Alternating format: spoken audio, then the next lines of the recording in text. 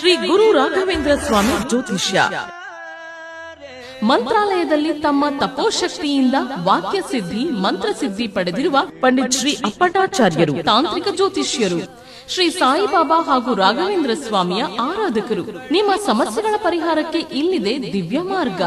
Divorce problem, ಅನಾರೋಗ್ಯ, ಪ್ರೇಮ ವಿಚಾರ, ಸಂತಾನ, ಸಾಲಬಾಧೆ, ಕೋರ್ಟ್ ಕೇಸ್, ವ್ಯಾಪಾರ, ಮಾಟ ಮಂತ್ರ ತಡೆ, ಶತ್ರುಕಾಟ, ಕೌಟುಂಬಿಕ ಕಲಹ, ಇನ್ನೂ ನಿಮ್ಮ ನಿಗೂಢ ಗುಪ್ತ ಸಮಸ್ಯೆಗಳಿಗೆ ಶ್ರೀ ರಾಘವೇಂದ್ರ ಸ್ವಾಮಿಯ ಮೂಲ ಬೃಂದಾವನ ರಹಸ್ಯ ಬಲಿಷ್ಠ ಪೂಜಾ ಶಕ್ತಿಯಿಂದ ಕೆಲವೇ ದಿನಗಳಲ್ಲಿ ಶಾಶ್ವತ ಪರಿಹಾರ ಶತಸಿದ್ಧ.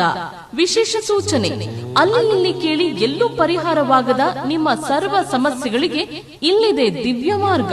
ನಂಬಿಕೆಟ್ಟವರಿಲ್ಲವೋ ಈ ರಾಯರ. ನೀವು ಬಯಸುವ ನೆಮ್ಮದಿಯ ಜೀವನಕ್ಕಾಗಿ ಒಮ್ಮೆ ಸಂಪರ್ಕಿಸಿ. ಶ್ರೀ ಗುರು ರಾಘವೇಂದ್ರ ಸ್ವಾಮಿ ಜ್ಯೋತಿಷ್ಯ, ಪಂಡಿತ್ ಶ್ರೀ ಅಪ್ಪಟಾಚಾರ್ಯರು. ಫೋನಿನ ಮೂಲಕ ಪರಿಹಾರ. ಮೊಬೈಲ್ ಸಂಖ್ಯೆ 9001811181. ಓಂ ಶ್ರೀ ಗುರು ರಾಘವೇಂದ್ರಾಯ ನಮಃ. ಎಲ್ರಿಗೂ ನಮಸ್ಕಾರ. ಇವತ್ತಿನ ವಿಡಿಯೋನಲ್ಲಿ ಚಾತುರ್ಮಾಸದ ಬಗ್ಗೆ ನಿಮಗೆ ಸ್ವಲ್ಪ ಮಾಹಿತಿಯನ್ನು ಕೊಡ್ತೀನಿ.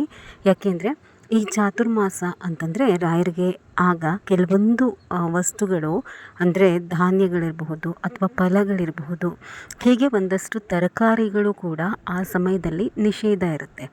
ಆಗ ನೀವು ಅದನ್ನೆಲ್ಲ ಬಳಸೋ ಹಾಗಿಲ್ಲ. ಈ ವಿಡಿಯೋವನ್ನು ಪೂರ್ತಿಯಾಗಿ ನೋಡಿ, ನಿಮಗೆ ಅದರ ಬಗ್ಗೆ ಮಾಹಿತಿಯನ್ನು ಕೊಡ್ತೀನಿ.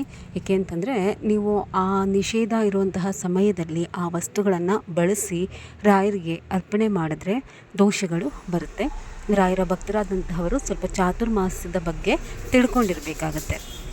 ಚಾತುರ್ಮಾಸ ಯಾವಾಗ ಪ್ರಾರಂಭವಾಗುತ್ತೆ ಅಂತಂದರೆ ಜುಲೈ 21ನೇ ತಾರೀಕು ಶನಿವಾರದಿಂದ ಚಾತುರ್ಮಾಸ ಪ್ರಾರಂಭವಾಗುತ್ತೆ.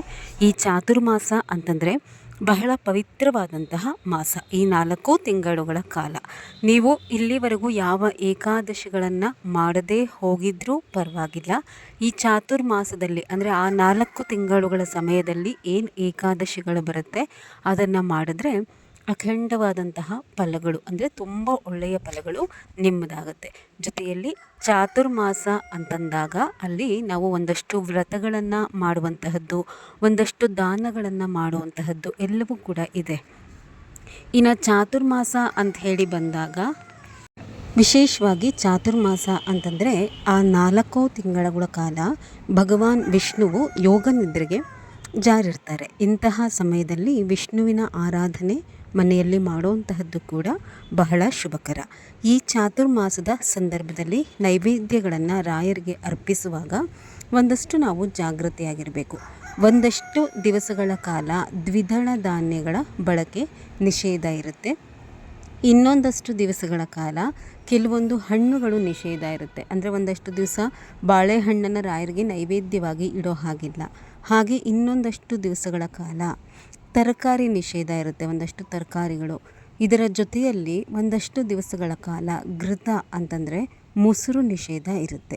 ಈ ಮೊಸರು ನಿಷೇಧ ಇರುವಂತಹ ಸಂದರ್ಭದಲ್ಲಿ ನಾವು ರಾಯರಿಗೆ ಈ ಅಭಿಷೇಕ ಮಾಡುವಾಗ ಹಾಲು ಮೊಸರು ಎಲ್ಲ ಸೇರಿಸ್ಕೋತೀವಲ್ವ, ಆಗ ಮೊಸರನ್ನು ಕೂಡ ನಾವು ಅಭಿಷೇಕ ಮಾಡೋದಕ್ಕೆ ಸೇರಿಸ್ಕೊಂಡು ಅಭಿಷೇಕವನ್ನು ಮಾಡೋ ಹಾಗೆ ಇಲ್ಲ. ಕೇವಲ ಮೊಸರನ್ನು ಬಿಟ್ಟು ಮಿಕ್ಕಂತಹ ಪದಾರ್ಥಗಳು ಏನಿರುತ್ತೆ ಅದನ್ನು ಬಳಸ್ಕೊಂಡು ನಾವು ರಾಯರಿಗೆ ಅಭಿಷೇಕವನ್ನು ಮಾಡಬೇಕಾಗತ್ತೆ. ಯಾವ ಸಂದರ್ಭದಲ್ಲಿ ಯಾವ ವಸ್ತುಗಳು ರಾಯರಿಗೆ ನೈವೇದ್ಯಕ್ಕೆ ನಿಷೇಧ ಅನ್ನೋಂತಹದ್ದನ್ನು ದಯಮಾಡಿ ಚಾನಲನ್ನು ನಿರಂತರವಾಗಿ ನೋಡ್ತಾ ಇರಿ.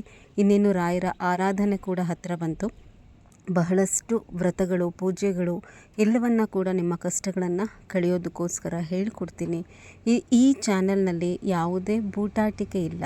ಯಾವುದು ಹಿಂದಿನಿಂದ ನಡೆಸ್ಕೊಂಡು ಬಂದಿದ್ದಾರೋ ರಾಯರ ವಿಚಾರದಲ್ಲಿ ಅಂತಹ ಪೂಜೆ ಪುನಸ್ಕಾರಗಳನ್ನೇ ಹೇಳಿಕೊಡುವಂತಹದ್ದು. ಮಾಡಿ ಎಷ್ಟೋ ಜನಕ್ಕೆ ಇವತ್ತು ತುಂಬ ಒಳ್ಳೆಯ ಫಲಗಳು ಸಿಕ್ಕಿದೆ. ನೀವು ಹೊಸಬರಾದರೆ ಗುರುವಾರದ ಪೂಜೆಗಳನ್ನು ಯಾವ ರೀತಿ ಮಾಡುವಂತಹದ್ದು ಅಂತ ಕೂಡ ಅಪ್ಲೋಡ್ ಮಾಡ್ತಾ ಇರ್ತೀನಿ ಪ್ರತಿ ವಾರ. ಅದರಂತೆ ಮಾಡಿ ನಿಮ್ಮ ಏನೇ ಕಷ್ಟ ಕಾರ್ಪಣ್ಯಗಳಿದ್ರೂ ಕೂಡ ರಾಯರು ನಿಮಗೆ ಅನುಗ್ರಹ ಮಾಡ್ತಾರೆ, ಕಷ್ಟಗಳನ್ನ ಕಳೆದು. ಇವತ್ತಿನ ಮಾಹಿತಿ ಇದಾಗಿತ್ತು. ಮುಂದಿನ ವಿಡಿಯೋವೊಂದಿಗೆ ಬರ್ತೀನಿ. ನಮಸ್ಕಾರ ಎಲ್ರಿಗೂ.